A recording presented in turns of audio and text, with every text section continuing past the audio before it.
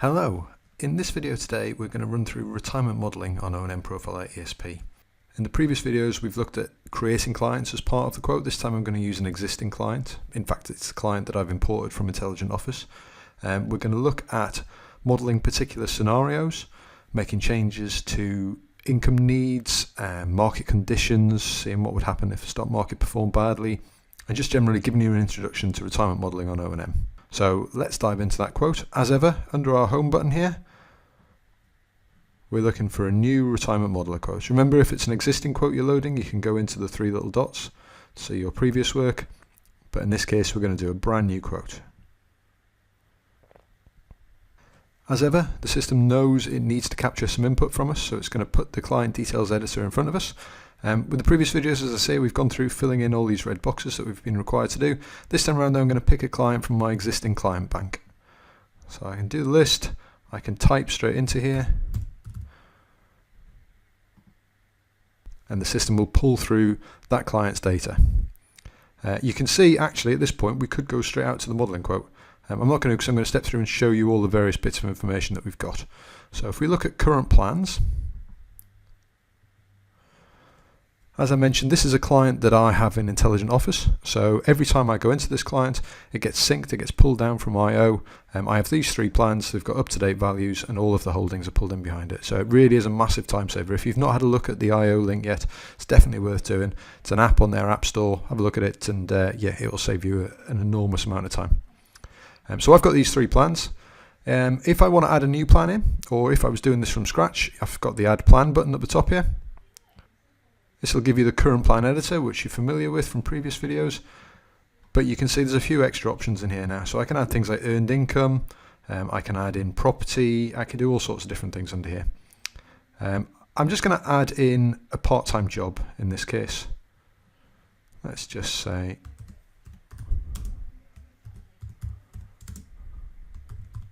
part-time job. They're going to do that at 65.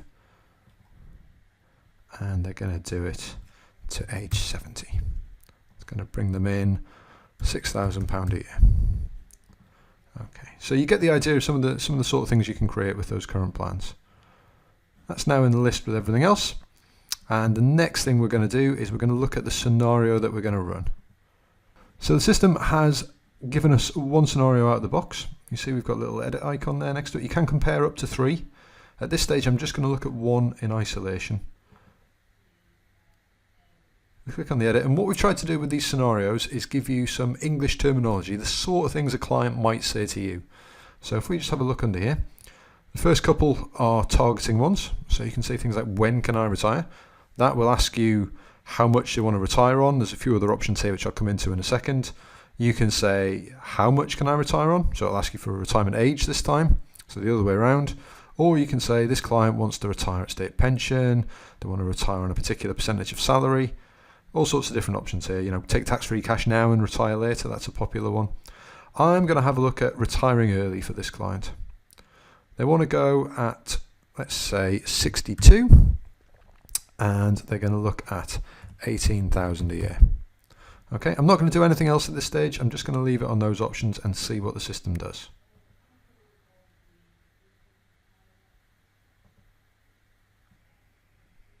Excellent. So quite a nice little layout we've got there. We've got the big retirement income chart showing us the various sources of income throughout retirement. We've got a nice summary down the side here, and we've got a list of available products.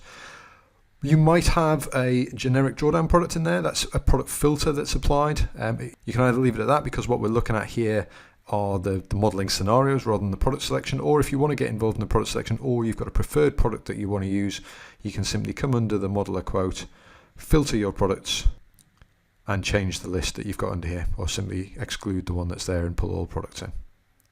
Going back to our list though, first thing that jumps out at me is firstly this client can afford to retire on this. They've got some money left in the pot, not a whole lot as it happens. But also when I created that part-time job, I did it from 65, but I've set them to retire from 62. So I'm just going to make a slight change to that and show you how you can go back into the current plans and how you can go back into the scenarios. So if we click on our modeler quote and head into current plans, you can see I can make any changes I want. This time around, I'm going to bring that forward a couple of years. They're going to do that part-time job then, but they're actually going to bring it forward a few years there as well. So they're going to stop doing that when their state pension kicks in.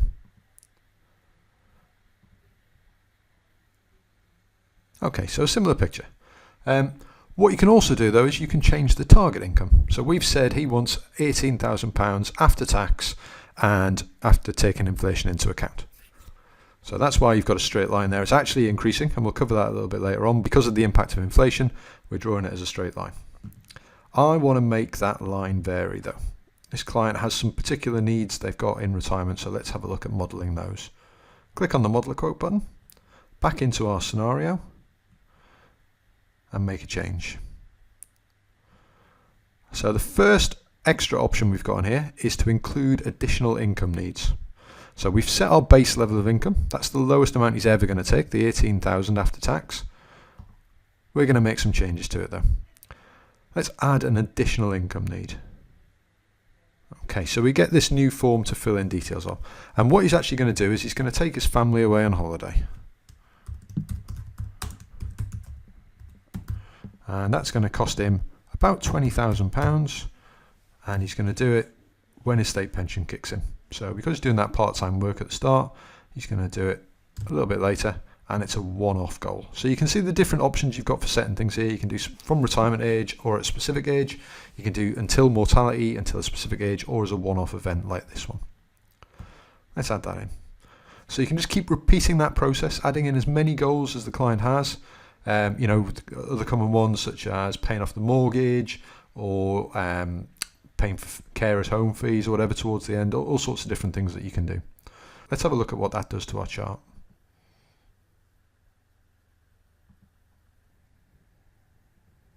Okay, so now we've got this base level of income. We've got a spike at 67 where he takes the family away, and he actually runs out of money now at age 98. He's still got his state pension obviously underneath that as well.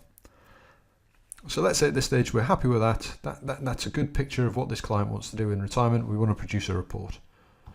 So head up here to our report section, new report, and retirement scenario report. Now, as ever, I'm not going to go through the report in this video. We want to focus on the mechanics of the system and getting you up to speed. But if you've got any questions on the report, please send them through and we'll be happy to go through that with you. We'll also include a link to the report in this video. Okay. There was a few other options that we could change on that scenario, so let's go back in and look at that.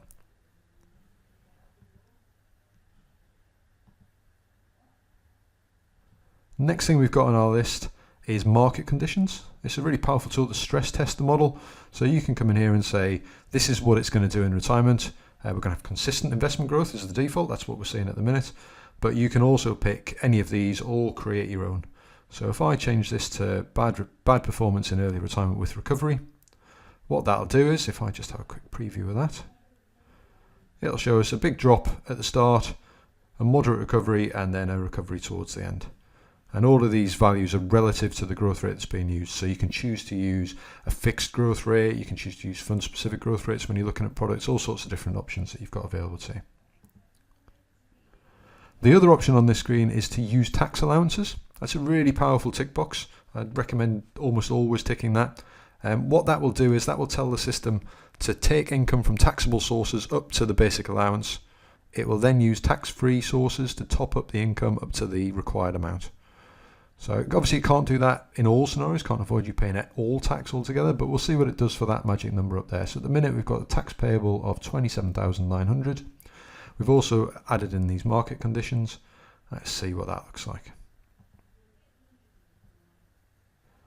There we go. So we've brought down their tax bill, but the market conditions have had a massive impact on the longevity of this model.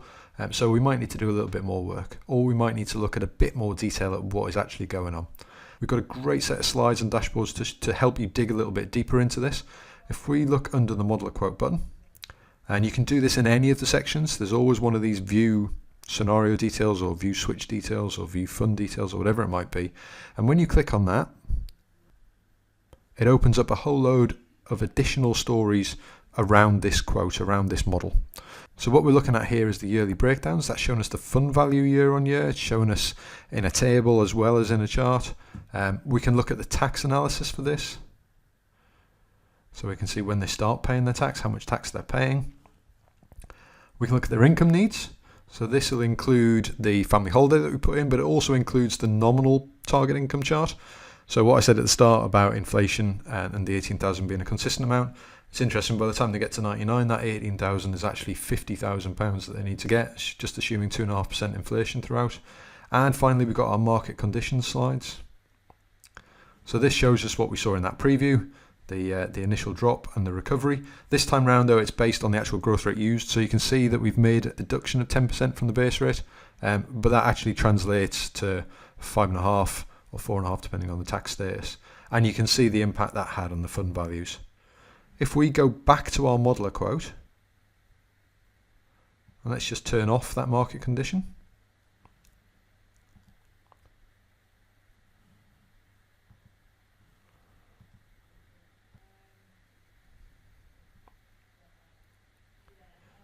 Head back into market conditions. And you can see again the fund values throughout the term and how much money they've got left in the pot at the end.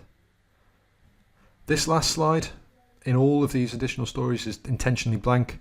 You've got the option to add in your own view, create whatever dashboard you want. We are going to do a dedicated session on that, but in the meantime, under here you've got view slides and view dashboard. This is where you can go to view all the extra information. See all of the slides that are available. If you pick any of these slides, you'll get a preview of them. So if we let's look at a simple one, life expectancy. Comes up showing us the life expectancy chart. If we want that on this dashboard, just click add to dashboard. It'll drop it in place.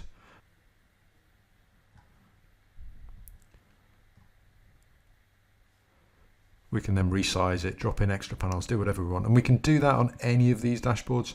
So if you wanted to add an extra one to the tax analysis, same premise, view slides, pick the one you want and add it in. As I say, we will do a dedicated session on dashboards and slide analysis and everything else. One last thing to talk about on the modelling side of things. We can do side-by-side comparisons, additional scenarios. All you've got to do is go in and add a new scenario. So you'll see on scenario 2, I can choose to copy scenario 1, perhaps make a change. I might want to look at scenario 1 with and without the market conditions, for example, or with and without that. All sorts of things like that you can do. You can also dig into the assumptions used for the particular quote, which is where the growth rates are covered in and tax and everything else. The side-by-side scenarios is going to lead us on nicely to our TVC and APTA video, which is the next one in the series. So I'm going to save that surprise for then. But in the meantime, I hope you found that useful. There are so many different scenarios you can play with in the retirement income modeler. We will do a more advanced session on this as well later on in the video series. But for now, if you get to grips with the built-in scenarios and some of those options that we played with today, adding in plans, making changes to target income and goals and everything else, you'll find you've got an enormously powerful tool just out of the box and really simple to use. As I say, hope you found that session useful, and please do join us on the next one. Thanks.